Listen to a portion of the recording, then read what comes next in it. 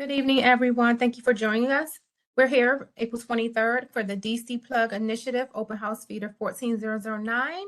My name is Daria Davis, and I'm here on behalf of DC Plug. We'll be going over the DC Plug is an initiative between Department of Transportation, DDOT, and Pepco Civil Division. Here we'll have a few house rules to get the meeting started. To begin, we review some basic controls to participate virtually on this platform. Please note this is an open meeting as required by DC Code 2-578. This meeting is being recorded and the recording will be made available to the public. You can find it on YouTube at this link below within 7 days of the meeting ending. And we also will be live streaming on Facebook under facebook.com/d.dc. If you do not wish to have your voice recorded, please do not speak. But you may enter your questions in the chat. If you need any technical support for this meeting, please call 202-997-8354. Everyone will be muted for this meeting. You cannot unmute yourself. Again, you can put your questions. You will have time to answer your questions in the question and answer comment period. We ask that everyone that requests to speak then please use the raise hand feature. If you have any questions on the presentation, again, send it via the question and answer feature. It's a quick note of how to put your question in. Click the icon with the 3 dots in the right-hand side of the WebEx, and then select question and answer. We will see it on the panelist side, and then we will ask your question at the end of the presentation. Anyone from the phone lines, you can hit dial *3 to raise your hand, and we will also be able to see your questions as well. So again, if you have any questions, use the raise your hand display as shown here in the picture. To virtually raise your hand, you click the participants icon on the bottom right of the WebEx window. You hover over the cursor, and then you'll see the raise hand icon. And if you're again on the phone, you dial *3 to raise your hand. I'll go over the agenda. The agenda will have a DC Plug introductory video. Then we'll go over the DC Plug background, some existing system models for everyone to see, the proposed underground system model, project status and timelines, project scope and limits, maintenance of traffic, communication strategy, and contact information. Now let's watch the video.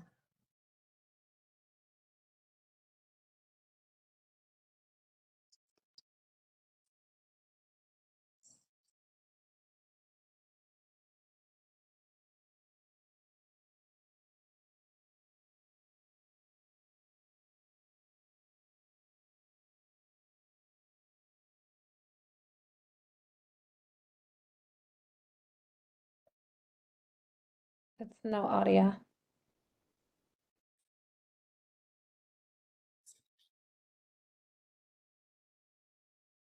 You said there's no audio? Thought I heard someone say something. I'm sorry. Yeah, there's no audio. There's no audio.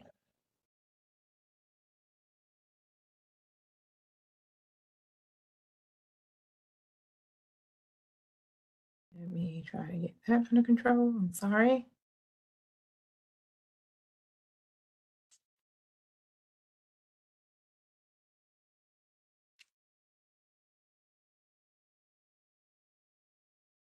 Let's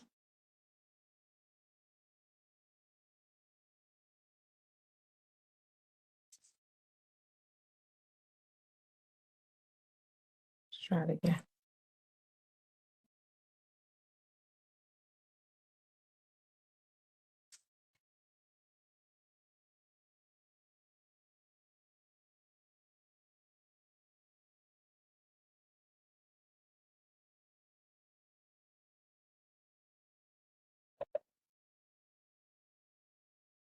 You're not sharing. No, I stopped sharing for a second. Okay. I was trying to get the audio together.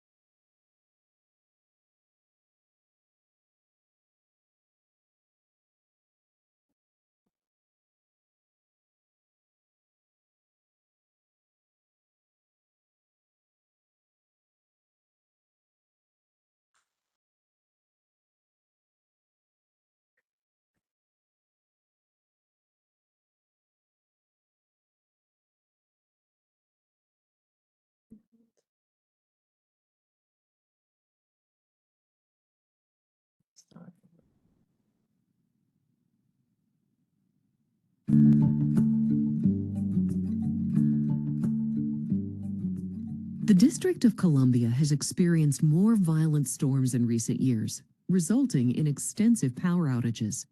For this reason, the District and Pepco are working to reduce power outages by moving many of the overhead power lines underground to improve the infrastructure and enhance resiliency. Neighborhoods affected by construction will be notified well in advance of the project start date. This will include the posting of no parking signs. Construction will begin with the coordination of streets and sidewalks impacted in your neighborhood. Signs will be posted, and flaggers will direct vehicles and pedestrians around construction crews. Before any digging begins, other existing utility lines that may be in the path of construction will be carefully identified and marked in the field. In some cases, small plants, trees, and grass will need to be removed from public spaces to allow for digging and placement of new underground equipment. But we will do our best to retain as much vegetation as possible. Any public property disturbed by this work will be restored to its original condition. Construction workers will use asphalt saws to cut the pavement. A backhoe will dig a trench for the placement of the distribution line. Periodically along the main primary line, manholes and tap holes will be required to house equipment and to provide access for inspections and repairs. The backhoe will also be utilized in these cases to excavate for these structures. In order to meet jurisdictional safety requirements, shoring will be provided in the trench to ensure stability. Pepco uses either fiberglass or plastic PVC conduit to protect underground power lines. Concrete will be poured into the trench to encase and secure the conduit, and steel plates will be placed over the trench temporarily to make the road usable to vehicle traffic. After the concrete is set, the steel plates will be removed and the trench will be repaved in sections. Transformers, switches, and other ancillary equipment will be set in place. Equipment such as transformers and switches will be installed either in the roadway or the sidewalk, depending on space availability. Underground cable will be installed. Landscaping will be restored as needed and roads paved. Overhead primary electric wires will be removed from poles, but secondary service and communication lines will remain. Finally, the new underground power lines will be energized. While electricity will remain on throughout the project, there will be a short scheduled outage needed to switch from the overhead lines to the new underground system. We appreciate your patience while the District and Pepco improve the future of electrical service for the District of Columbia residents.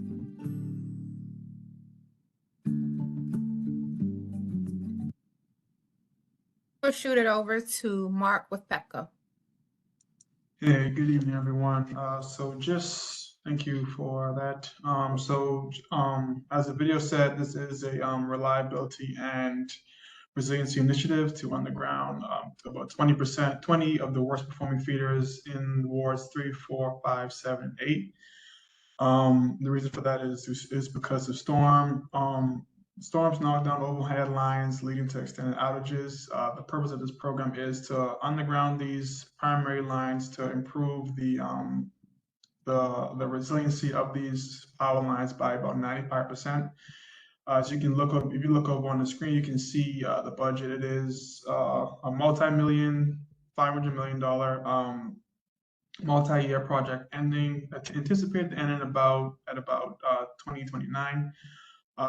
Going over to the left side of the screen, it kind of shows the background and the timeline starting in 2012 when the mayor's Power Line Underground Task Force was established following severe storms that caused delayed outages. It was determined that a response to make power distribution and resilient power distribution and resiliency more will require new investment.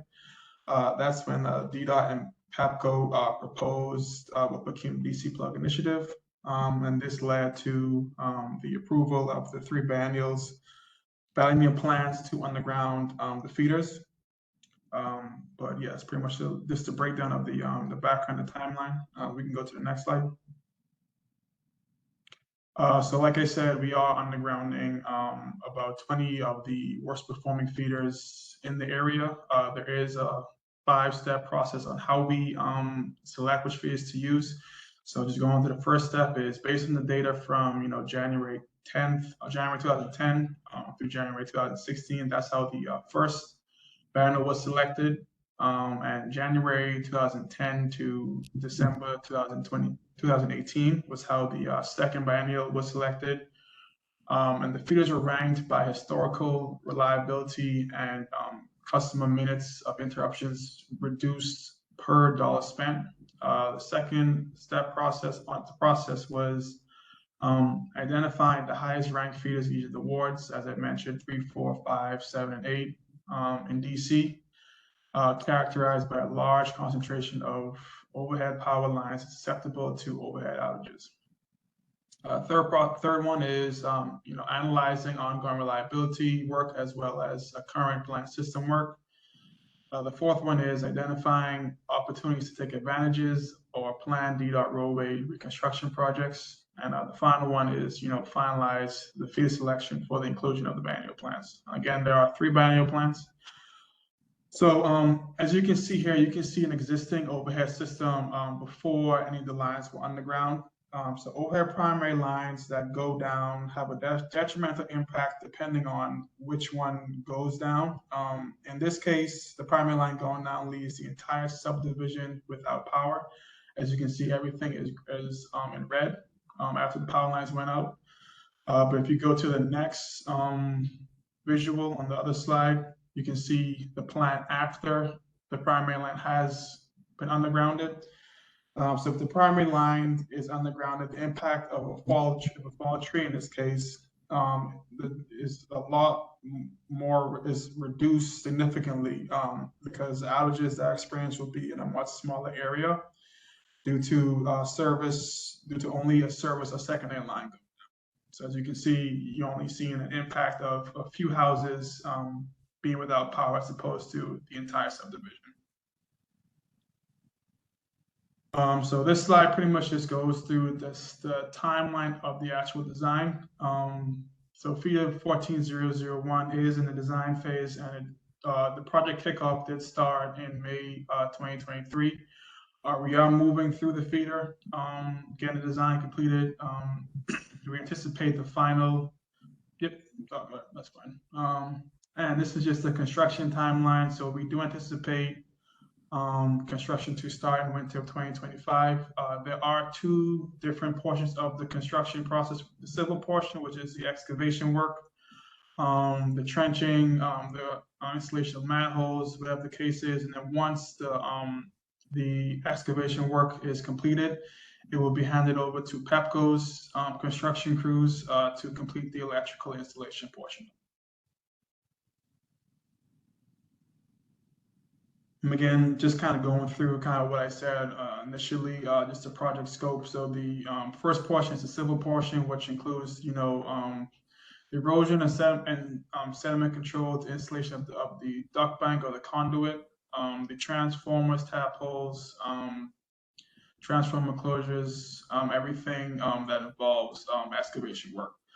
Once it is completed, as the video also said, the road will be restored, everything will be paved, and then it will be turned over to Pepco's crews to complete the electrical portion of the work, to install the transformers, the cable, and everything else.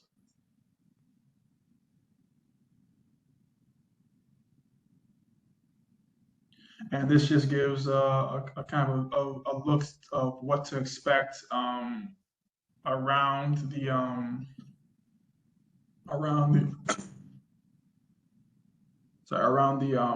curb. You can see the picture has transformer enclosures, switch manholes, and tap holes being installed. And this would enclose the electrical equipment that will be installed once the civil portion is complete.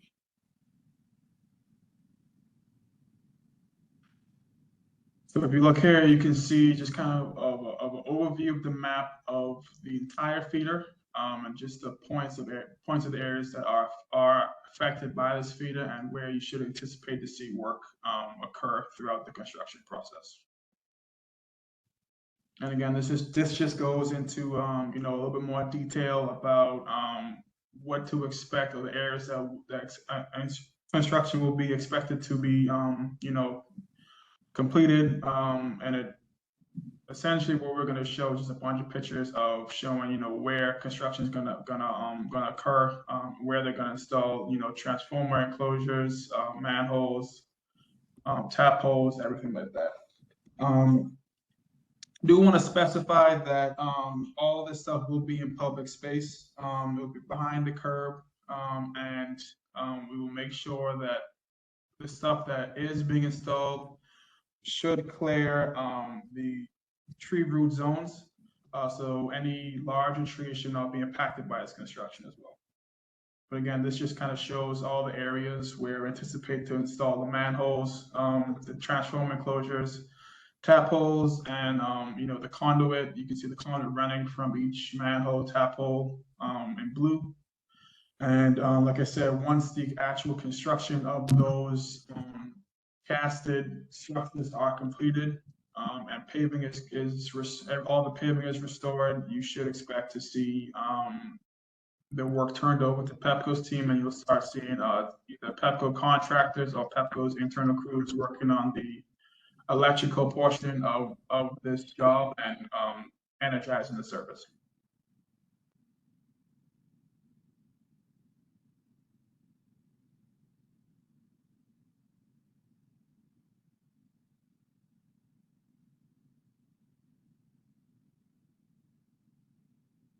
Okay, so we can turn over to James to take over this portion of it.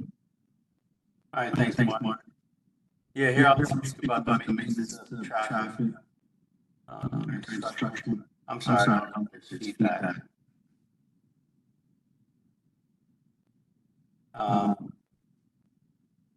So in terms of maintenance of traffic and construction, the work is, for the most part, limited in terms of how far it will run in the street. It is being done per DDOT requirements, be less than 1,000 feet at a time. It will be in different areas of the project site. It will maintain accessibility for residents and businesses throughout the project, and any kind of impact will be coordinated with the public outreach teams. Parking impacts will be limited to 72 hours notice. This kind of shows a section of the typical impact. So a lot of the work is trying to be kept to the side of the road to limit any kind of need for detours. But this shows this bike lane kind of being shifted over, parking lane being shut down. But the intention is to maintain traffic while the work is pursued. And this is another something showing the work flip. So this will be a situation where there are no bike lanes separate from the traffic lanes.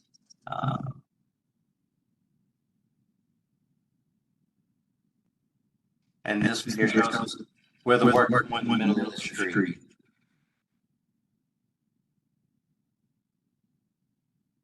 Again, this map won't impact, or we're not quite adjacent to the curb lane. We're a little further out, but again, for all times, they'll maintain traffic in either direction. If there's ever a situation where the traffic, there's only one lane of traffic, we would use flaggers to maintain vehicular passages throughout.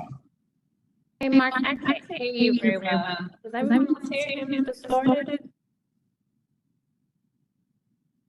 I'm sorry. James. Okay, I'm hearing you well, but okay, I'll go to my. Are you hearing feedback? Yeah. Okay, me as well. Yeah, that's a good amount of feedback. Can you hear me? All right, so I'm gonna get started. Good evening, everyone. My name is Rachel McCoy with the Public Outreach Team. I'm going to talk to you about the engagement that we have planned. You guys heard me the same way I heard you? Yeah, I'm hearing feedback. Maybe everyone else can continue while Rachel's talking.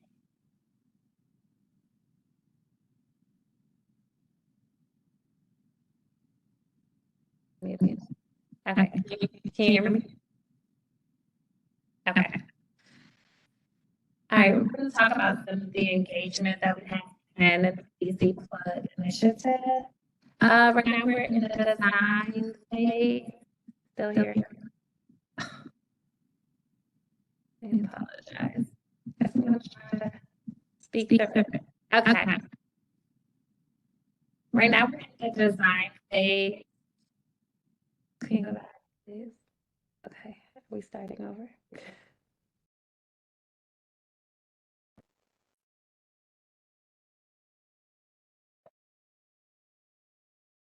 Okay. That's my mic. Can you guys hear me? Much better. Oh, that's nice. Okay. Okay. So again, my name is Raisha Quarry with the Public Outreach Team, and we're going to talk about some of the engagement that we have planned and that we're doing in the design phase, as well as the civil construction and the electrical construction. So right now, we are in the design phase. So up next, we do have transformer enclosure meetings upcoming for those residents who live near the public space where the transformer enclosures will be installed. A member of our outreach team will come to your home and explain to you where the transformer enclosure will be installed near your home if you answer the door. If you do not answer the door, then they will leave a detailed packet with maps so that you guys can see where your home is in relation to the transformer enclosure that will be installed because of DC plug. After that, we'll leave you guys with a 100% design summary page, which would just basically summarize everything that we've talked about during the design phase and what you should expect during the construction phase, as well as an estimated time that construction may start. That may change, but it's just the estimated time. Once we get into the civil construction phase, we start to implement the education plan. The education plan is something that basically just says that we have to start construction. We have to give you guys, notice, pre-construction notice, 30 days prior to construction, 15 days prior to construction, and then again at 7 days prior to construction. At that point, you should still, you will start to see pre-construction signs going up. No parking signs should be up within 72 hours, and that's how you know we're really coming. We also send out resident letters to all of our impacted stakeholders as needed. And we do that when we're coming to a new block, when we are doing restoration. You guys will see letters in a plastic bag on your door. We also do transformer enclosure letters again in the construction phase, just to remind those people from the design phase that, hey, we're coming to put that thing right in front of your house. So just for a reminder. We do send out the schedule via email for those who would like to join our email list. If you would like to head over to our website, dcpluginfo.com, hit the feeder 14009, and then say add to listserv, and we'll add you to our email list to make sure that you don't miss a beat. If you hit that button, you will also receive traffic advisories electronically, as well as if you are with as well as if you are a part of DC Alert. And then we do attend the ANC meetings regularly as well. There will be a dedicated outreach team that will be doing all of this work for you guys, and you will know exactly who to call for any questions or concerns. But we do have a 24-hour hotline. That's 1-844-758-4146, as well as a dedicated email, which is questions@dcpluginfo.com. Once we get to the electrical construction phase, it gets a little bit quieter. Can you go back a little bit? Construction is not as impactful in the electric phase. And at that point, we give out phone calls to impacted residents. We attend the ANCs regularly, and then we also send out letters door to door. So everyone will get letters, will be notified 72 hours before any power outages that are scheduled, and we make sure that we take special interest into those people who may be who may need electricity for health purposes. And Pepco does have a list of that. Just below, at the lower of the screen, you'll see some sample collateral. Those are the types of things that you will receive from us. That's the door hanger, the TE letter, some resident letter samples, as well as the electrical letter samples. Next slide, please.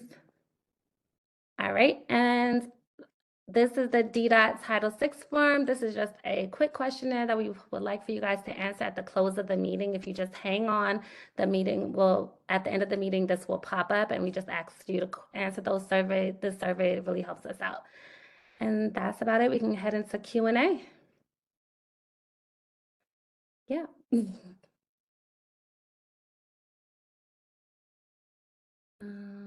I'll check Facebook. Hang on.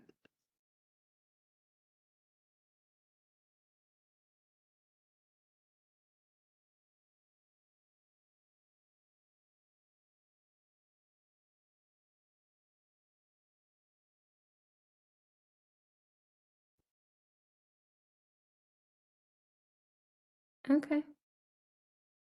I'm not seeing any questions. Daria, you have any? You see any hands up or anything on your end?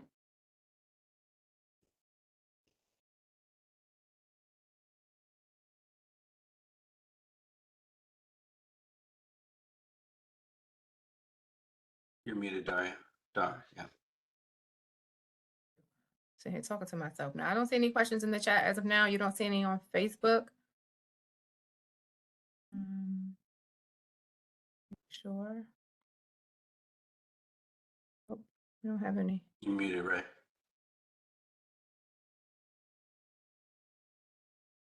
Sorry. Okay. I do not see any as of right now. We have 4 viewers on Facebook, but I don't see any comments yet. Not. We'll wait maybe another 1 or 2 minutes and then we're free to end this meeting. The virtual open house for feeder 14009.